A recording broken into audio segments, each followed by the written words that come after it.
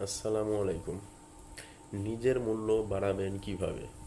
যারা আপনাকে মূল্যায়ন করে না তাদের থেকে অনেকটা দূরত্ব বজায় রাখুন।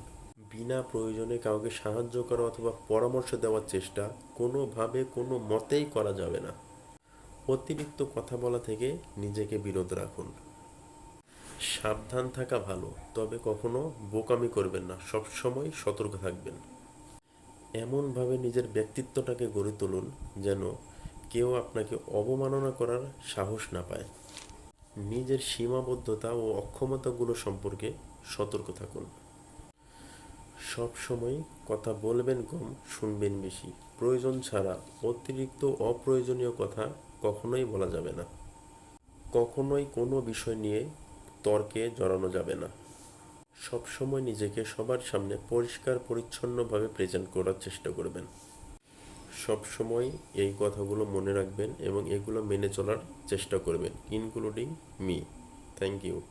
আসসালামু আলাইকুম।